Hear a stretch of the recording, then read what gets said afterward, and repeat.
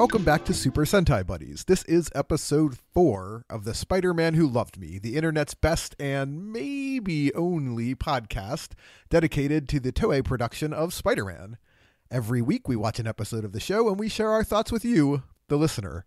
My name is producer Mark, and with me as always is my co-host and buddy Brian. Brian, how you doing today? Doing pretty well. Anything exciting going on? No. Nothing exciting is going on here in whatever normal week, month, or year this episode happens to drop.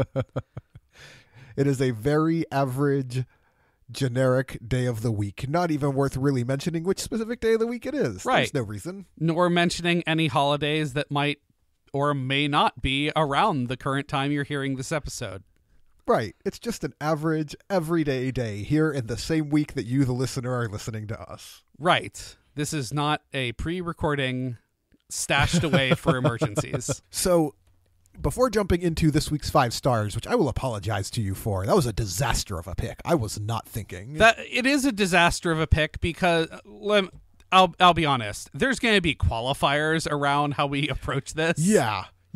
We'll get there in a second. But before we do that, I thought we'd do another installment of Matt and Dave J history lessons. That sounds great. Do you also want to apologize because you never tell me what story we're going to visit until right here in this second?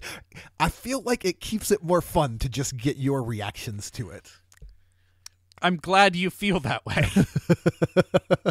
Maybe someday you can pick the story. I don't know. Okay. Anyway, I don't know how many of these we're going to do. I mean, we're fun people to hang out with, but it's not like we had a sequence of, we're not Indiana Jones or anything. Right. We hung out and talked about nerdy philosophy and played video games. Right. That's what most of our stories we did not have a sequence of bizarrely grand adventures. Also, you've kind of thrown the additional weight of telling a story that involves both Matt and Dave. Well, this one doesn't. This one is okay. a Dave J exclusive. Okay. I mean, it features Matt very briefly, but it is focused on Dave. So, sophomore year. The dark times, as I refer to them. As regular listeners of the program will know, Matt and Dave are brothers. Matt is a year and a half or so younger than Dave and a grade below him. So freshman year, you and I and Dave met. Yep. We met Matt on like some family visit day, but we started hanging out with Matt sophomore year when he came to the same college that we did. Early on, and I can't remember exactly how early, but it was very early, our mutual friend Aaron showed up in our room and basically rallied all of the male friends that he could find nearby. Mm-hmm. And that included Dave, Matt, our other mutual friend Eric, who was also a freshman and very new, some other folks that we didn't know well, but it was largely our group of friends. Aaron showed up in the dorm and was like, "Hey guys, just all of my guy friends follow me." We end up at the girls' dorm in the rec room beneath it, and Katie, another lovely human being who's a friend of all of ours, it turns out is recruiting for a dance program. Orchesis, yeah. Katie's a great dancer. She ended up running Orchesis, I believe, at some point. She is preparing for the first semester dance program, and she needs basically what amounts to background dancers, and Orchesis doesn't have a large male population. So right. She has conscripted Aaron to sort of rally the troops and see who he can beg her into this. Most of us just turned around and said, "No, thank you. We are not dancers, and we are not going to be roped into this thing." For reasons that I'll never quite grasp, other than it must have sounded interesting to him, Dave J decided to volunteer. And some of it really is to give a lot of credit to Dave. He's just a very good friend, better than the rest of us who turned our backs and were like, "Oh no, that's not a thing we want to do."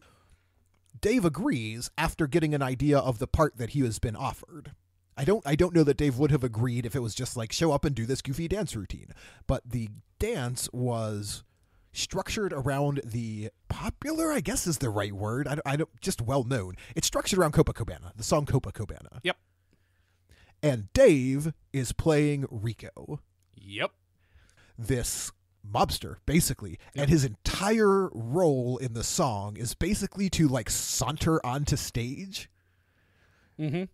take immediate ownership of the room based on nothing but the strength of his own charisma. Which, and then as just, like, listeners sit there can and probably look cool. attest, as listeners can attest, Dave can totally do. Yeah. And that's kind of why I wanted to bring up this story. To give you listeners an idea, the personality that Dave carries on the podcast is pretty much Dave in real life. Like, there's not a lot of difference between radio Dave and real life Dave. He's just that guy. One of the best humans I know, one of the best friends I know, but also he just has that very specific sort of charisma that lets him pull that off extraordinarily well. And it's just a fun Dave memory, because I went to see it. I was not good enough of a friend to go dance in that thing. Well, no. But I was mean, good enough of a friend to go with the low-level friend commitment of watching it. And my dude's Dave J was just cool. He walked onto that stage, he looked around, he owned the room, and then he sat there in a chair and looked cool. It was great. It was a really phenomenal moment. And then shot that guy. And then he shot that guy, and he was fine. Yeah.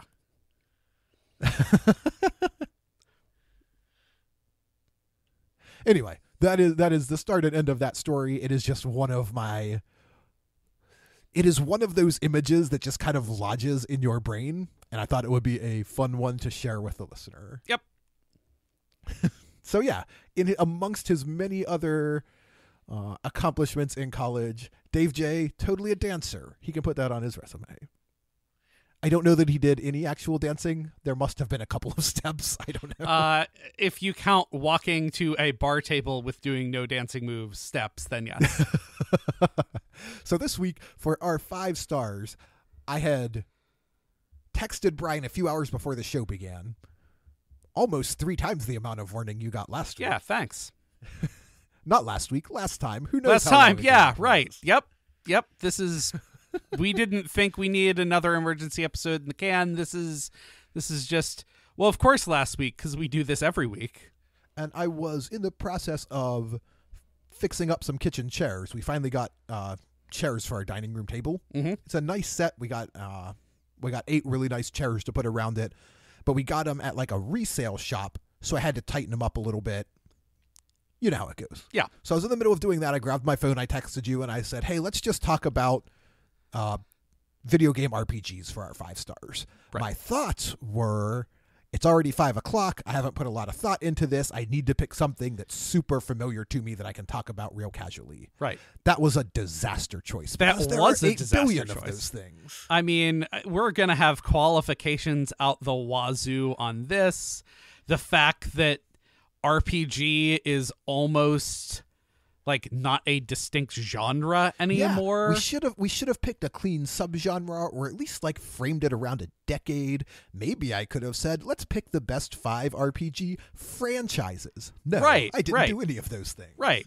Or, some of these will have qualifications. Some of these will be a qualification. Like, if you excise these parts of this game, then it's there. Yeah, that was... Right. Yeah. So maybe in future episodes we will codify and take a different crack at this, look at it from a different angle, narrow in or something. Yeah. I'm sure But this time, this is just a sort of off-the-cuff 5. We're not even going to say these are either of our 5 personal all-time favorites, but they're 5 that are going to be in our top list. Right. Yeah, in our top list, maybe this top list will skip over a couple of the ones that would also be in the top list. 5 ones that we wanted to note to you, the listener, Yes. because we didn't think through this topic well enough. Yeah, these are 5 very fun RPG games. I will say my top qualifier is I took out The Legend of Zelda from the discussion altogether. Okay.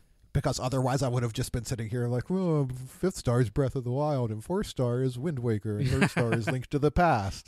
Nobody needs that. That's probably ridiculous. fair. I may have got us in some hot water by suggesting Minish Cap, because Minish Cap might crack my top 5 Zelda games, and that's pretty. That's a pretty divisive opinion. But that's not what we're doing. We could have done top 5 Zelda games. We could have done top 5 Final Fantasy games. Right. Nope. Here we are. We could have done top 5 Bethesda games even. Nope. Yeah. So, Brian, what's your 5th star? Well, in no particular order, and now that we've re-gone through these categories, I'm this list. I'm gonna actually throw a plug out there for beloved and many say overrated Final Fantasy VII. I will go on record to say I like it better than 6. Why? Because 6 has a problem that some other RPGs have, which is like 50 characters or whatever. It's not 50, but it's like 14 or 15 that's too many. I need it more focused. And we're both in the correct age demographic for 7. Like 7 hit it just the right time. Yeah. And you know what? I still kind of like the materia system. I know it's clunky. It's not the best, but there's a lot of nostalgia wrapped up in that title. And that's probably going to be something that is flowing through these, like wrapped in nostalgia, maybe shinier than they should be. Well, when it tried and almost universally succeeded, visual graphics aside, right. at translating Final Fantasy out of the 16-bit era and ensuring that it would survive. Right. And that's great. Also, I would say probably in total the most memorable soundtrack to any of those. That may be true. You may be correct about that. Like other entries have some top level songs. The Overworld theme to 6 is quite possibly the best. But just on sheer volume of excellent music, I'd say 7 has the most concentrated amount. I am going to burn my 5th star on what I think is the only... Well, that's not accurate. Anyway, I'm going to burn my 5th star on a game called Grandia. Did you ever play Grandia? I did not play Grandia. Are you at least familiar with it? I am aware of Grandia. Grandia was a PlayStation game that still lived in that kind of the silver age of JRPGs. So if you imagine a traditional JRPG, you basically imagine like Final Fantasy VI, right? That's kind of what you call to mind. Right. And Grandia is probably, and I may get in some trouble for saying this, the best of the imitators of that very specific style. So Final Fantasy VI in a lot of ways is the flag bearer for that kind of JRPG. And Grandia, I may even like it better than Final Fantasy VI, honestly, but it is the JRPG as you imagine it in the 16-bit era at its peak. So we're into PlayStation. We've been making this style of game for a while, and it's just your basic story. It's a fantasy world with a lot of, like, there's emerging technology. There's a ton of exploration. The big arc of the story is about finding the old civilization that yours is built around. Like, it's full of tropes. It is just kind of, it does them all at a very high percentage. Does that make sense? So it's not like an innovative game in any way. Yep. It is just a standout at all of the things you want that specific game type to do. Mm-hmm. Moving on. Star number 4. Yeah.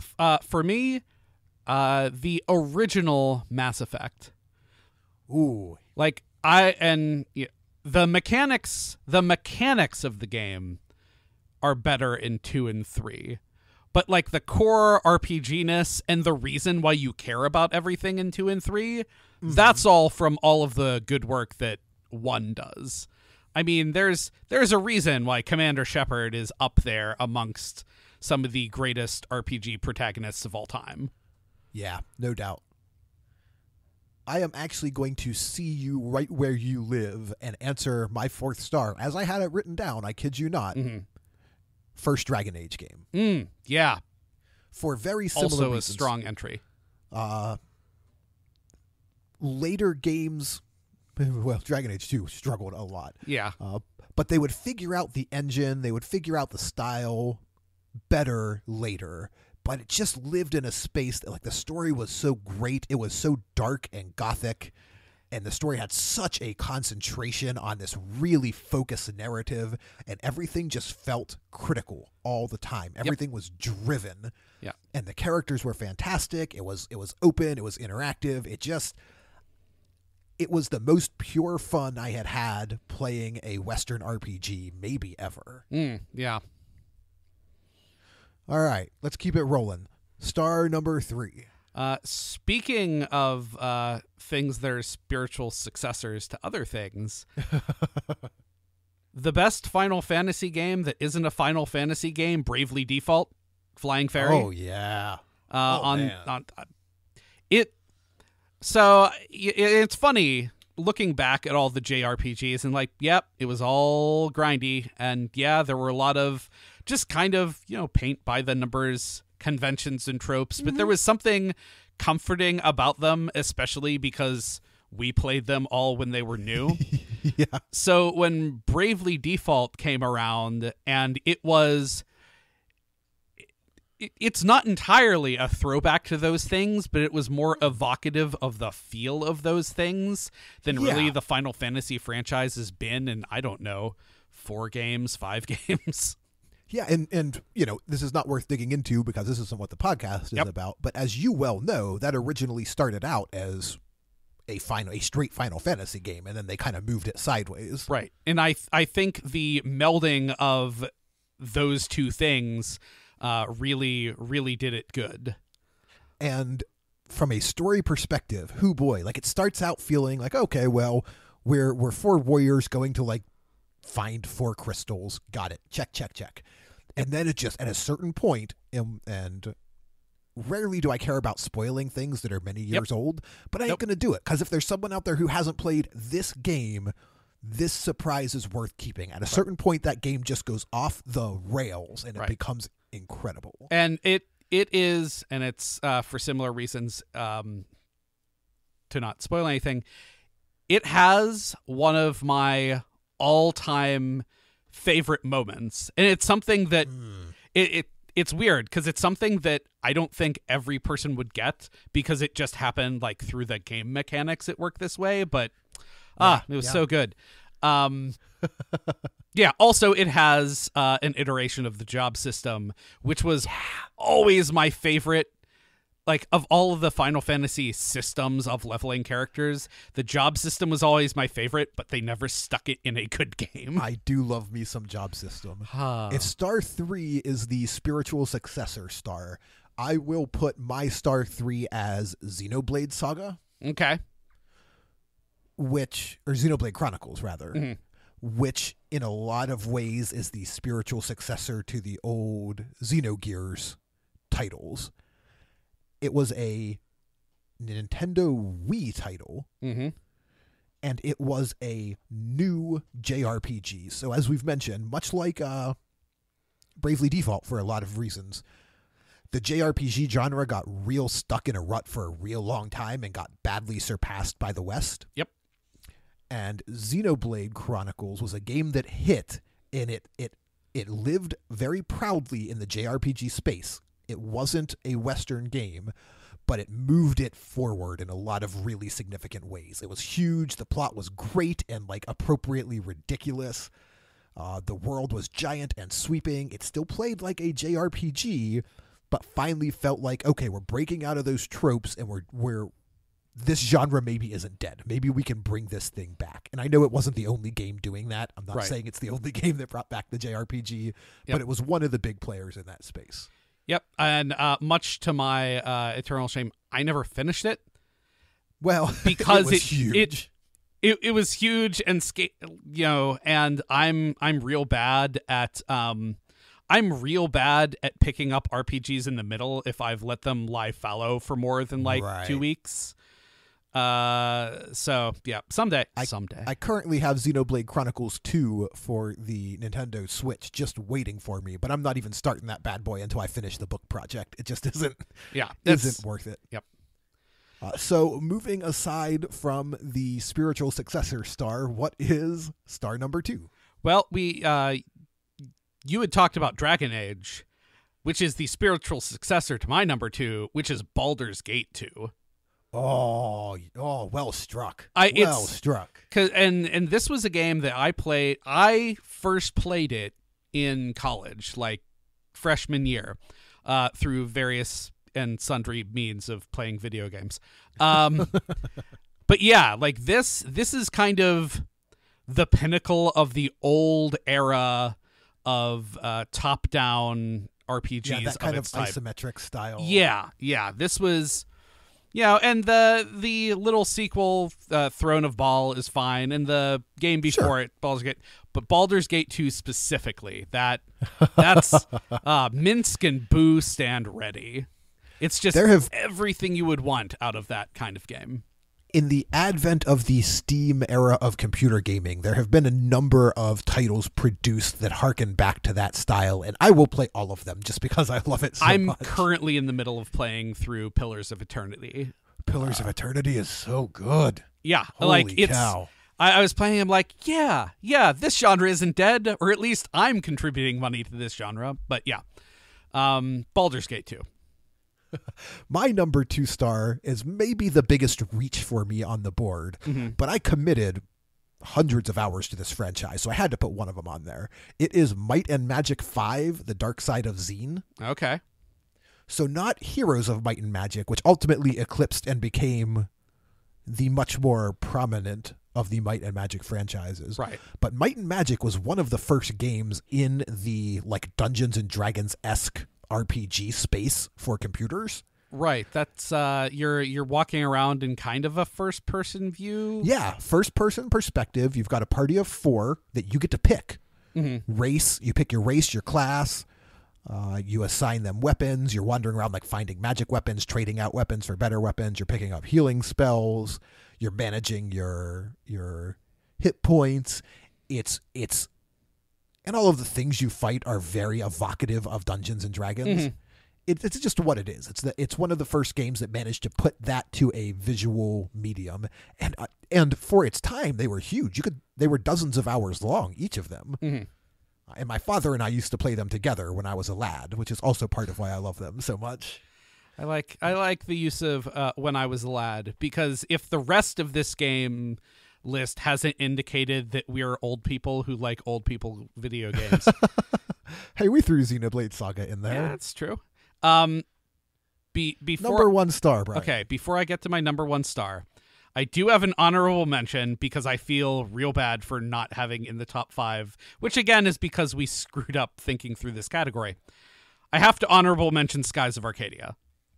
I have you covered. Okay, cool. Good. We can talk about it there. My number 1 is Chrono Trigger. Yeah. Chrono Trigger. That's one that I didn't even think about, and I am a dummy. I'm glad you have me covered on that front. Yeah, it's... I don't know what you can say about Chrono Trigger that hasn't already been said. Right. I don't know how to pitch Chrono Trigger to someone who didn't discover Chrono Trigger. I don't even know how you would properly like remake or even sequelize Chrono Trigger. I realize there is a sequel, Chrono Cross. It is about 700 times not as good as Chrono Trigger. For the reasons that I was down on FF6 about having too many characters that you don't care about, when I said 50 and said that was an exaggeration, I don't think that's an exaggeration in Chrono Cross. They have like 40 or something, and nearly all those characters are interchangeable. That game needed an editor. Yeah. You're right, though. But Chrono Trigger, what a game. So good. I have played it through at least like 5 times every couple of years. It's a game that I will go back to. I'm gonna hit my number 1 star, and then we'll take a minute just to throw out some real quick, not even talking about them, honorable mentions. Yep. My number 1 star, which is on there with a bullet, is Skies of Arcadia. And it's not necessarily my favorite RPG. It's certainly like a for real top 5 for sure. Yeah. And it's juggling up there for my favorite. It's much like I was saying about how Grandia was kind of peak classic JRPG. Skies of Arcadia is probably right in that space. And honestly, not too many years after, I don't think. A handful of years later. Yeah. But it's a JRPG. You're sky pirates, though, and a lot of what it has going for it, aside from the world, which just sky piracy is amazing, right, is the characters. It's a pretty small list of characters, but they're all just so good. I love every one of those characters so much. Yep. And it is a game that is so deserving of a sequel. Even a spiritual successor. It's just begging for it. Yeah, I don't understand how, and I'm sure if you know more about video games, tweet us, tell us. There's probably a reason a sequel didn't happen, but I don't know what it is. So we live in unjust fallen world. Yeah, that's what it is. The fall of man. Yep. So just for purposes of real quick honorable mention, I want to throw out Secret of Mana and Earthbound, just so people don't get mad that we didn't talk about them. Yep. I will also throw out Skyrim specifically, and also Fallout New Vegas. Valkyria Chronicles, whether or not you really count that as an RPG, is an excellent game. And I'm also a big fan of Radiant Historia. And a real quick nod to Mario and Luigi Superstar Saga, probably the best of the Mario RPGs.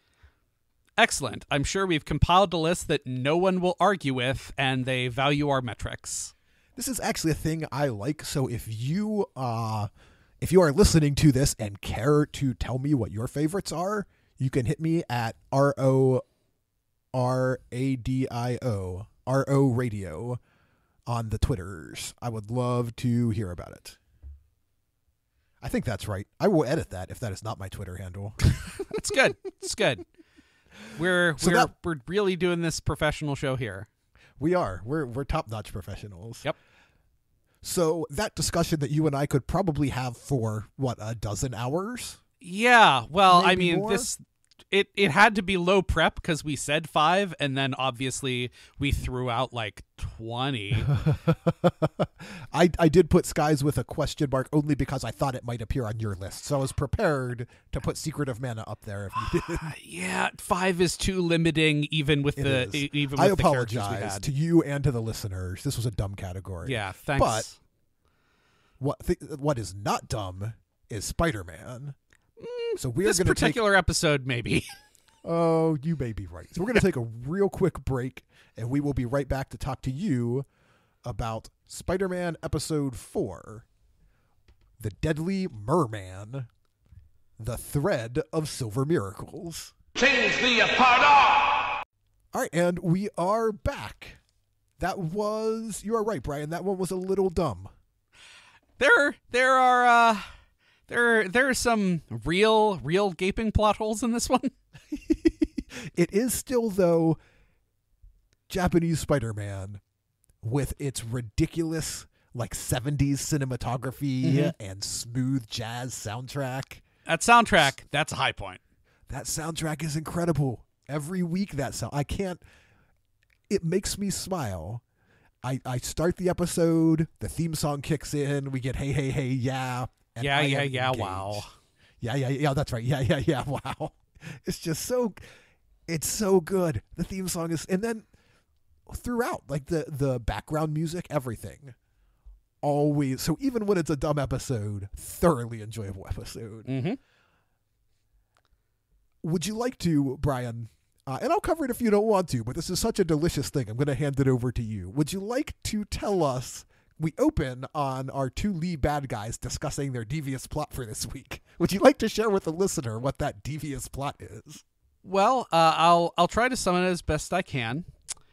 So they have lots of footage on Spider-Man, and they're going to put all this footage into a 1960s computer with job cards and everything, and they're basically going to have they're punch cards for 1960s computers to read, and they're just gonna put it all in the computer, and it's going to mathematically figure out the best kill Spider-Man computer program. Do you remember the scene in Willy Wonka where the programmer is trying to get his computer to tell him where to find the 5th golden ticket? Vaguely. It's pretty much this exact same scene. So the cut scenes from the reels and the computer levers and the job cards, and it's just great. It is a beautiful look at 70s era computer technology. And my favorite thing about it is they print it out and put it in a book. Yeah. This weird Book of Fates, which I don't know why we called it the Book of Fate or whatever, but nope. This is the ironclad instruction manual on how to kill Spider-Man. I had my computer write the Book of Fate for Spider-Man. It's not unlike Alistair Smythe creating Spider Slayers. That's true. There was actually a window at the beginning of this episode where I was trying to decide if they were using the computer to design a villain specifically capable of defeating Spider-Man. I was unsure of that. I'm going to go with this is the villain we had, and that was just one of their inputs. What Yeah, is the best I way think for that this is true. villain to kill Spider-Man? Because what this felt much more like is they were trying to cook up an inevitable path that would lead to his death. Yes. Anyway, so that happens. That is Professor Monster and the Amazoness doing that. Meanwhile, our boy Spider-Man, whose name is Takoya, you may recall, Yep. wakes up from a nightmare. The nightmare apparently was what we just saw. Yeah, I think the nightmare, did it happen off screen, or did he have a nightmare about what was happening in real life? I think is what happened. I think so. So he wakes up from a nightmare, goes down to have breakfast with his family, checks the paper because it's the 1970s. Right? Man in the house just reads his morning paper. I love it. Which also, he's reading the morning paper. It's clearly light. Does he just sleep until 11 in the morning? Well, yeah, he's up late fighting crime. Yeah, I guess. Which also, like, does his little brother ever actually go to school or anything? No. I think the government does not know about this boy. Okay.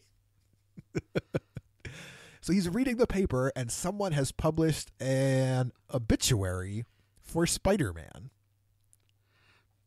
It turns out Spider-Man died 2 days ago, and there will be a presumably public funeral tomorrow, June 7th.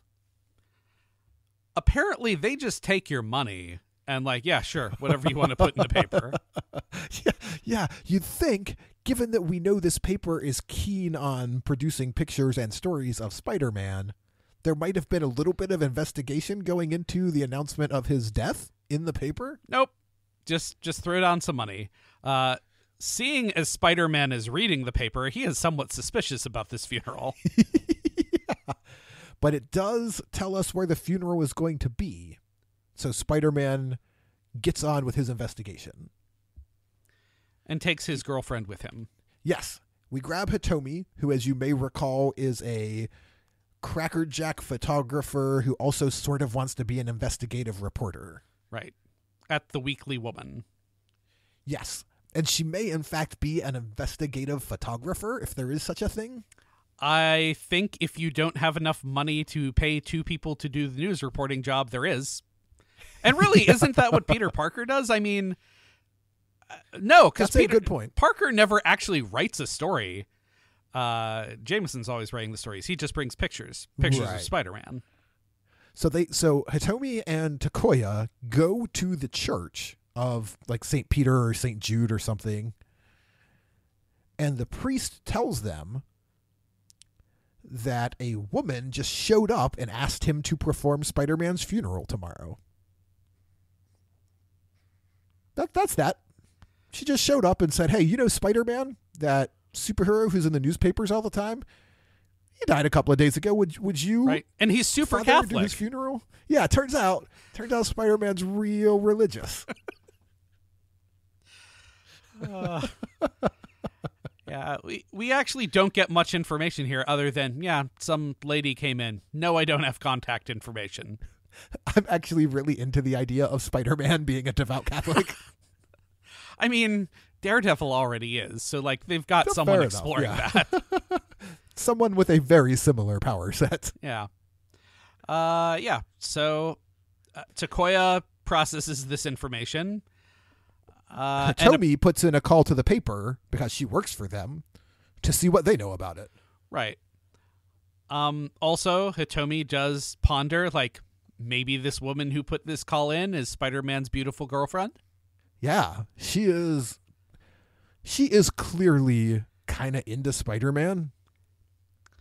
Well, I can see why, because her boyfriend decides to ride off on his bike and be, one with himself. That was her ride too. Yeah. He just leaves her abandons there. her there at the church, thinking about Spider-Man and Spider-Man's beautiful mystery girlfriend. Right. You know what part of my problem with this is, other than, that's just rude. Every time he does this and leaves her to find her own way elsewhere, he's never riding off to crime. He's riding off to think deeply about crime. Yeah. He's going off-roading on his motorbike. That's what's going on right now. Ah, Spider-Man. He's just going to go do some donuts in the mud. But while he's doing donuts in the mud, it's time. Oh, yeah. It's time for the Merman to appear out of nowhere and just start drowning teens. Yeah, it's Monster Bem time, you guys. Everyone wants to know who the Monster Bem of the week is. Or Machine Bem, rather. This is Machine Bem Merman. Not that kind of merman. No. Nope. He just, it's more a creature from the Blue Lagoon. Yeah, that's very accurate. He looks much more like, pick your random bulb-eyed fish villain from 1970s comic books. That's pretty much him. Yeah. And, like 1970s villains, also does not like teens making out. Yeah, in the best tradition of classic monster movies, he does not like teenagers in love. Nope. And he definitely drowns both of them. So there are these two teenagers out, like, rowing a canoe on the lake at night. Because that's what you do. Maybe that sounds romantic to you, listener. Maybe it does. As a guy who grew up on the water, like, this is what my family did for vacations all of the time. I mean, I didn't, like, I'm not Jesus. I wasn't walking on the water. But as a guy who spent all of his life vacationing near the water, there's certainly a lot of romance to the outdoors. Boats are great. Lakeside picnics, all of that, real good. Don't canoe at night. The mosquitoes will eat you alive. That is not romantic. Right. It's horrible. Don't do that thing. Everything about the wilderness during the day that is wonderful, the wilderness during the night is an awful, terrible, scary place where things will kill you. Yeah. I mean, you do you. Follow your bliss. If that's your dream, go for it. But you, put on some heavy water-resistant mosquito spray before you do. So he does. But the creature from the Blue Lagoon, I like that name. We're sticking with it. Okay. It'll make it very hard to remember that his name is Merman, but all right. He does have like a bluish color palette. He rocks their canoe over to knock them into the water and then drowns them just by putting his hand on their head and pushing them under the surface of the water. Yeah. So far his powers are a slightly stronger than this small woman and small man. It's a great, and he does it both at the same time. So he's just got a skull in each hand as though he's palming a basketball. Yep. And it's not even like they are struggling, but he shows no signs of that. He just pushes down. It's a real chill move. It's real casual. Yeah. And now we're at the news place. Yep. Apparently it's the following day. And editor Yoshida, who you may or may not remember is secretly the Amazoness for some inexplicable reason, has assigned her crackerjack photographer to go get a picture of that water monster. Right. Also is real cash about this water monster drowned 2 teens. It's sad. If you could get some pictures, that'd be great. I am waiting for the reveal to figure out why the Amazoness is working this particular plan. I'm sure that it's going to be intricately plotted. So Hitomi goes to her boyfriend Takoya's house, hoping that he would come along basically kind of as protection, right? Because she's going out in the middle of the night to take a picture of a giant monster who loves killing teenagers. Yeah, she's no dummy. Right, but he's not home. Because it turns out he is on his own personal stakeout. Right. Didn't help those teens last night, though. So, Spider-Man's not doing too hot. I have questions about spider sense and how and why and when it chooses to work. And why that Hitomi is actually going to do a way better job of finding the monster than he will. Yeah. He's half a mile away. So there are some kids making out in the car, like you do. I'm an old man now. I don't know if that is still a thing. I presume that is still a trope. That was still a trope when I was in my 20s. Right. So kids are making out in the car, like you do, overlooking the lake, wisely with their windows up so the mosquitoes aren't getting these dummies. feel like you had very different problems than I did. All of my problems with this episode are mosquito-based. Right. I've been thrown out. I think we were both thrown out of a park by cops in separate occasions. I have never been attacked by mosquitoes. So these kids are naked in the car. Mm-hmm. Hitomi shows up. Also at the car. Or by a car, rather. She drives in, and she is on her way to that car when the water bubbles again and our merman attacks. Yep. There's a great moment before he attacks, though, where he's playing peekaboo in the water. Did you catch that? Yeah, a little bit. Hitomi looks over her shoulder, and he, quick ducks under the water to hide. The problem with those quick ducks are they're always, he quickly ducks. It still takes about 10 seconds to do so. So it's completely inexplicable how you could not have seen him. Yeah, she should have been watching him duck under the water, but Yeah. The cops show up, and it's like, all right, okay, the cops are here. This is going to be great. How many sequences of seconds did you think it would be great before you realize that these cops may be the dumbest cops we have seen in this program so far?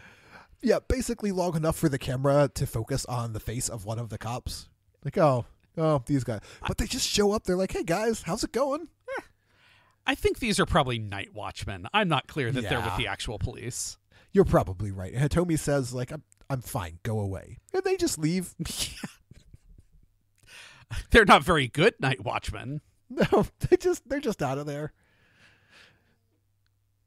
Now, pretty much the minute the cops walk away, so they haven't had time to go very far, I would like to point out. Yeah, well, They haven't had time to cover almost any distance. The monster attacks.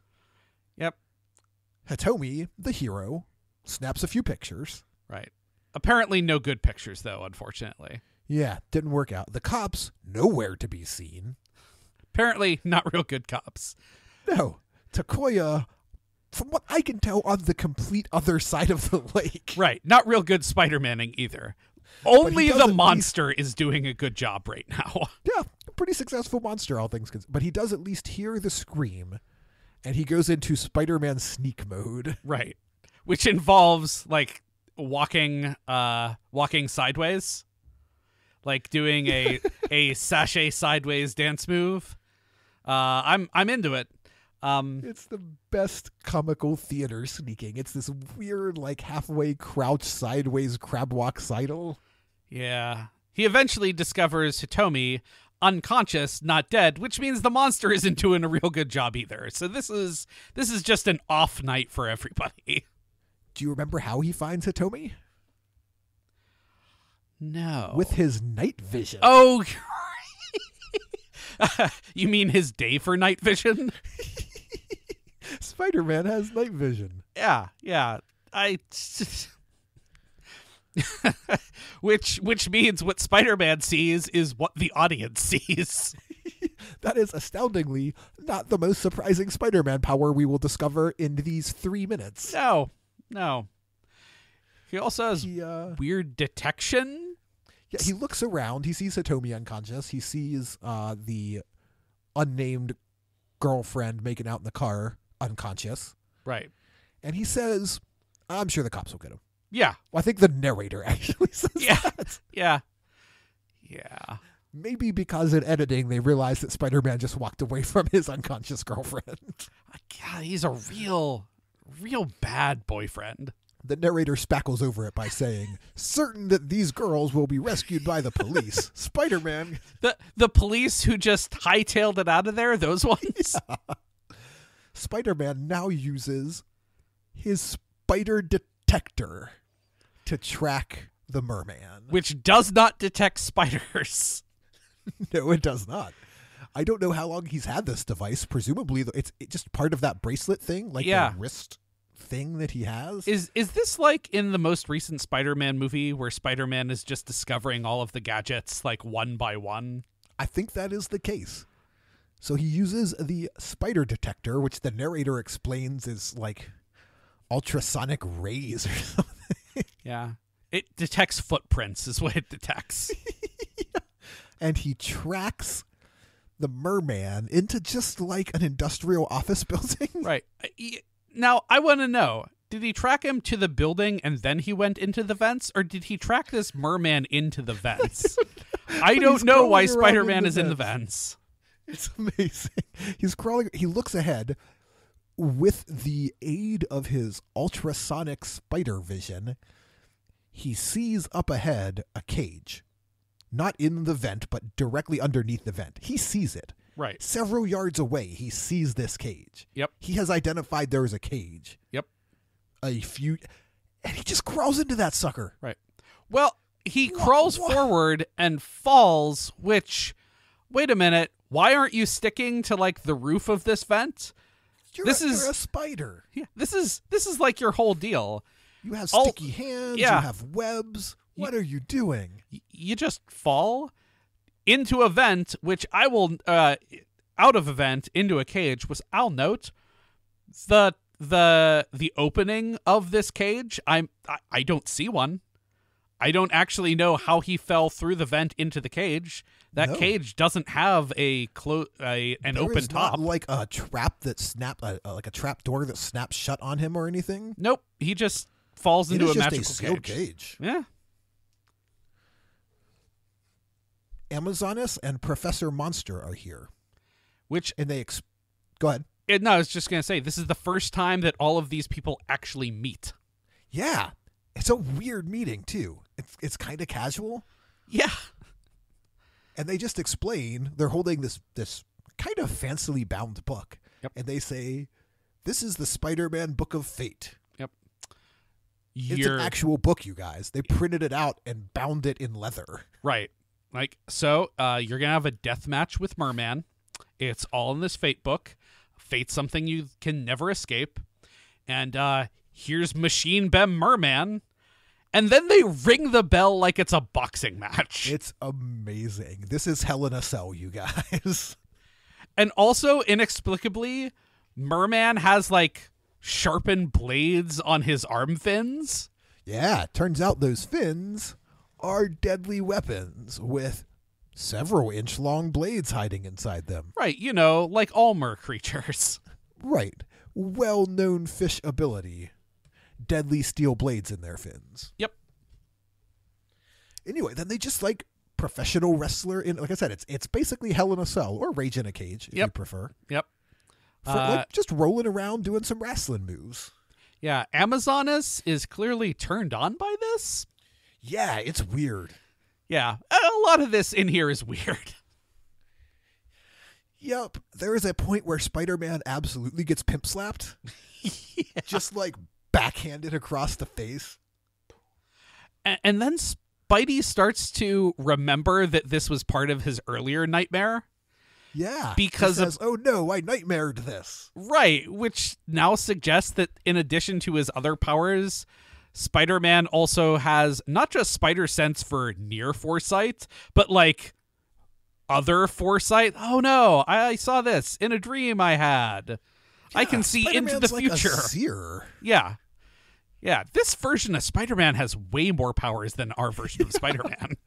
He does, in proper wrestling fashion, announce himself as the emissary from hell. Spider-Man. Yep. That well-known emissary of hell. Right. The Ninders are all crowded around watching. It's pretty great, actually. And ultimately, so he's getting sliced up. He will later say that he was one hit away from death. Yeah. And ultimately, he tricks Merman with a move that is very familiar to you and I, Brian, because we very recently watched Aeolus using this move to great effect in Hercules: The Legendary Journeys. Indeed. Which is, I'm going to stand here, and then right before you hit me, I'm going to jump, and you're going to crash into the thing behind me. Yeah, because what he ends up doing is moving out of the way once so that Merman actually slices through the bars.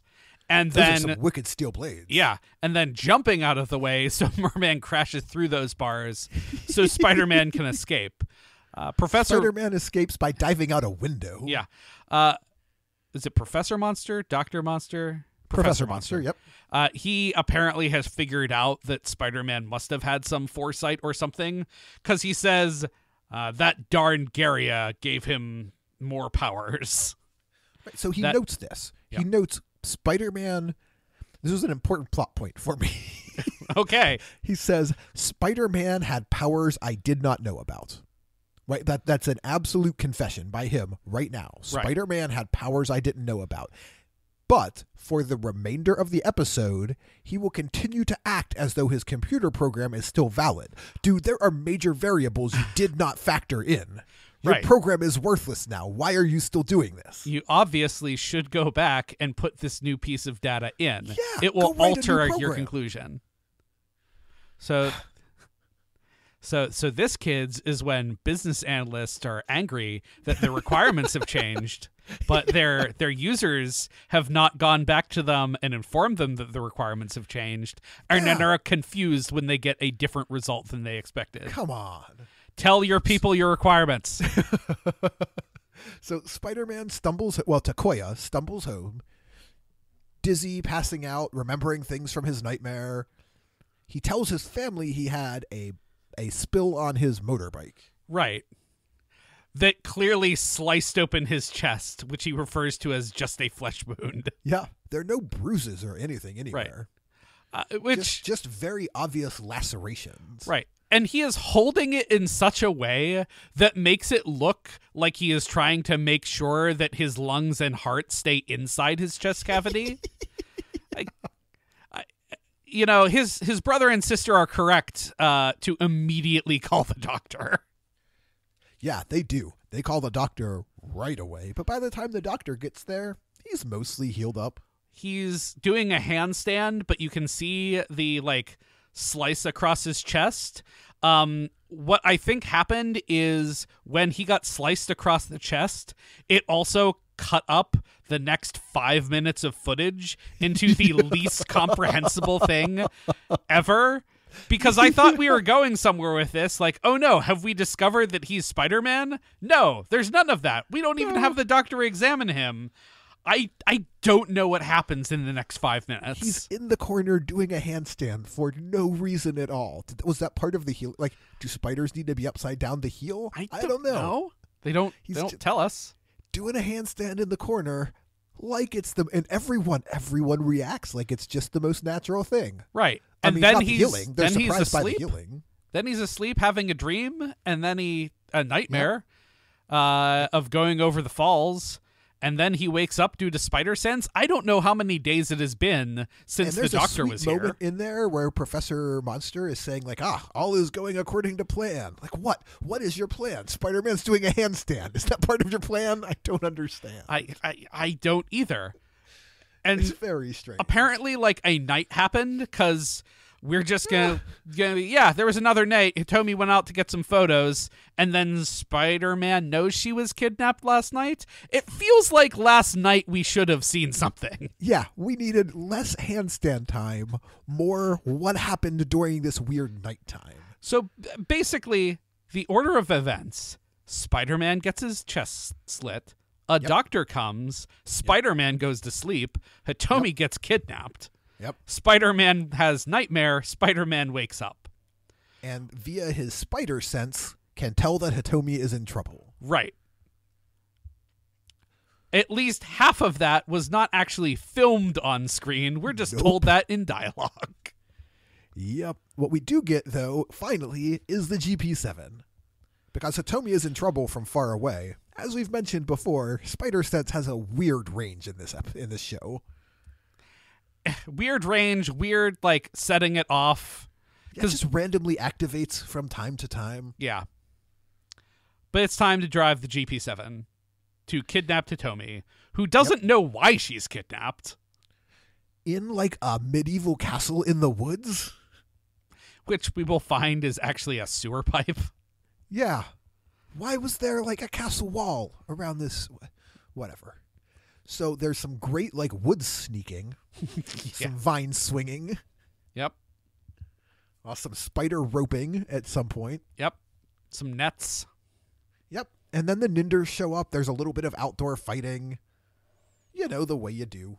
Not much. It's mostly sneaking right now. I think there's like a hot minute where he like ropes a guy around the neck and yanks him off a wall. Yeah.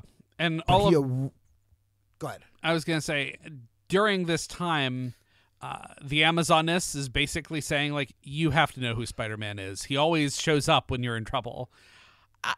Did she actually be in trouble that much? I mean, yeah, 2 nights ago. But frankly, Spider-Man was going to be there whether or not she was there. Yeah, it's a strange... I mean, who knows? The Amazoness clearly knows a lot. She's got that secret newspaper personality going on. Right. But they have kidnapped Hitomi just because they know Spider-Man will show up to rescue her. Right. Which I'm not entirely clear is a correct assumption. I mean, it turns out to be correct. I don't think they have enough data to predict that. Yeah, only when he's wearing the Spider-Man suit. When he's regular old Takomi, he leaves her behind all the time. Well, I'm surprised he didn't just call the cops to go help her. They're still running. Sorry, I need to go crawl through some vents. The cops will take care of you. So now we get the... So he jumps in for the save. Does, like, he strikes the Spider-Man pose, and we get the... What I'm only now in episode 4 realizing is going to happen every episode, the complete theme song backing a full fight between Spider-Man and the Ninders. Yeah. Which is great. It's one of my favorite parts of the episode. You have to not think about it a little because remember, the theme song very specifically calls out Leopardon, and Leopardon isn't going to show up for a while. So when the theme song says Leopardon, he's still about 5 minutes away. There's just every episode 2 minutes of fighting to the Spider-Man theme song. It's great. He's fighting on a mountain. He's fighting in the river. He gets Hitomi into the GP7 and tells her to drive off. That note is important later. Yeah. So all of that happens. He puts her in the GP7, sends her home, fights on a mountain, fights in a river.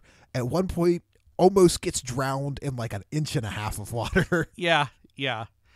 Because eventually he wades into the water, which, remember, he saw him going over the falls, and that was going to be his doom.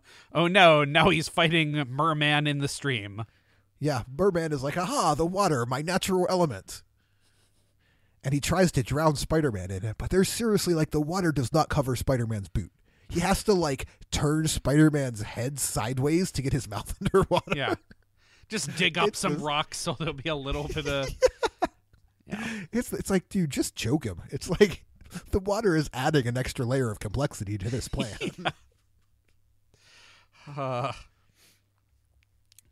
Somehow Spider-Man, like, spider strings his way out of there. Yep. And then we learn that Merman has a secret power he's been hiding from us all episode. It's machine gas. You know, like all the mer people have. Poison gas. That famous machine gas. Right. Which, from what I can tell, obscures him by about 20%. It's the best thing. It's really one of those. It's like a D&D thing where it's like, oh, this gives you like 25% chance to miss. I'm like, okay, well that is a slight improvement over It's what like we have going limited now. visibility. I thought it was poisonous or something, but they both just stand around and breathe it for quite some time. Yeah. I think it's not machine gas. It's smoke. Smoke. That's what that is. Yeah, he's just got some dry ice going on somewhere inside that. Yeah. So now, where are we? Well, now we just wait for both of them to clear the machine gas. Like, they wait for the machine gas to kind of naturally evaporate, and then they more or less casually walk over to the top of a waterfall to continue their combat. Right. Well, you know, Spider-Man's a big fan of Sherlock Holmes. Apparently. And we're just gonna have the Reichenbach fall. Yep. That is what happens. He just wanders over to the top of the waterfall, has plenty of time to process. Like, it's not as though he is immediately pursued.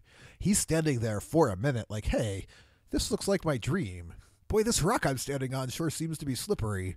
Huh. I'm only inches away from the edge there. Dude, string your way away. Why are you still standing here? He just hangs out and waits. It's like an foot deep upstream, you might as well just cross to the complete other side and get away from the waterfall. Get on the shore. Don't keep... But he gets pushed over the edge. Yep. And very literally, just like pushed over. It's not a major, massive struggle. Just like, boop. Yeah, this is not a high acrobatic Spider-Man. This is Spider-Man drunk? Is that what that smoke does? He catches a branch, like a tree, cropping out partway down the waterfall, and just hangs onto it for a bit. Right. Where is Merman during this, you might ask? Who knows? I guess he figured he was done. He just, he's going on break. Yep. And Spider-Man's calling out for Garia because he needs, more power, more superpowers. Yep. Apparently the 1,200 superpowers he has isn't enough. Dude, there's, you have one hand on that tree. You have a wrist with spider silk in it. Right.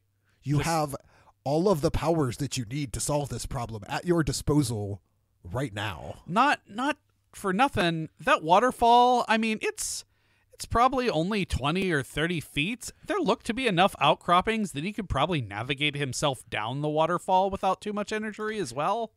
You have a flying jet that comes to you at your command. Yeah. But low from the heavens descends a shimmering silver cord. We're about to get real, out-of-body experience-y now, aren't we? Yeah. So we are given to believe that Garia has dropped a silver spider silk from the heavens for Spider-Man to climb up on, which he does. And then it's just a vine? Yeah, it's just probably the vine that he was holding on to. I don't know. Maybe the machine gas made him hallucinate. And there's a minute where you're like, oh, okay, so this is one of those things where the divine becomes mundane. He sent down a silver thread and it turned into a vine, and Spider-Man will never know what was true. No, the narrator very matter-of-factly declares what is true. Yeah, nope. Spider-Man's courage. It's all that mattered. No mumbo jumbo. But before we get to the narrator declaring that, we have to call out Marveler. Yeah, dude, he got to the top and called for Marveler, his flying jet. Yep. Why did you not do that 30 seconds ago? Marveler's going to change into Leopardon, and then in an inexplicable cut, Spider-Man jumps into the GP7, which does not have Hitomi in it. He sure does. And because that's part of getting into Marveler/Leopardon or whatever. Right. So I can only assume that Spider-Man in this moment, because the episode is not going to contradict me, had the GP7 just dump Hitomi off on the side of the road in the middle of the woods. Sorry, kid, this is as far as the ride goes. Spider-Man needs me. I mean, not for nothing. He has already pretty much done that once in this episode. Twice, I think, in this episode. Yeah. So, nope. He's gonna go getting Marveler, getting Leopardon, and Merman is not gonna do too well. There is one beautiful... So we don't really need to talk about this fight scene. It is just like you think it's going to be. Leopardon, arc turn, sword vigor. We do get the fluoroscopic ray, which I think is new. Right, which allows you to see through the smoke, I guess. Yeah, so that is significant because we get possibly my favorite moment of this episode, which is Giant Merman again uses his machine gas. Mm-hmm. Basically to sneak away like a ninja in the smoke. Yeah. But it's slow. It's a slow developing gas. Yeah. And the monster. So there's this dude in a rubber suit, very slowly taking backward steps and waving his hands around woo, as he's disappearing into this very slow rolling smoke. Yeah, it is. It's not the most dignified escape. Frankly, what my favorite part of the battle was how Leopardon defeated those killer blades, which was apparently just having them ding off of his chest and fall off. Yeah. I've never seen Leopardon actually take a shot that looked like it hurt him. Like, things explode, but it's not like Power Rangers where, Right, right. everyone's like, oh, damage. No, it's, oh, well, that dinged off. Okay, well, now your blades are on the ground. Yeah, and then that's pretty much it then. We used the fluoroscopic ray to see through the gas, which Right. was awesome. Fluoroscopic ray is, it's just the best new addition. Yeah. Fluoroscopic ray, we get some spider string, arc turn, sword vigor, done. Done. We don't go check on Hitomi. We definitely do not. We get in the car and drive away like a man. I mean, there's probably still, a bunch of other things in the woods, but no, like Spider-Man, he has to Drive off into the sunset. drive off into the sunset. While Sorry. the narrator takes one more minute to spit on the divine. Yeah, it's like, don't worry, there was nothing divine there. The only thing that mattered was Spider-Man's courage. Courage is what's won the day. I don't know how it was courageous. Spider-Man was crying out like a child for the divine to save him, Yep. but Spider-Man That's it. overcomes. Yep. Anything else you want to touch on that episode before we get out of here? Man, that sequence in the middle where clearly they wrote two halves of a plot and had no idea how to connect them Yeah. together, that was real bad. It was inexplicable. Like, I mean, I've seen bad things before, but it's just like, oh, here's a doctor. Hitomi's standing right there. Oh, now you're asleep. Now you're awake. Hitomi was kidnapped last night. What? What? So Brian and I are going to slowly roll out a bit of gas and fade off into the background here. Yep. Just We will- disgracefully. We will see you guys next week. Find us on the Twitters and the Facebooks, Retrograde Orbit Radio, Mount Olympus Pod. Yep, we're around. The best way to find us is to go to www.retrogradeorbitradio.com and you will find all of the links to all of the things that we do. It's been great talking to you guys again here on this very normal weekday. Yep. We will see you guys next week, I guess. So until then, Sure. I'm Mark, I'm Brian. and this has been Spider-Man. Spider-Man.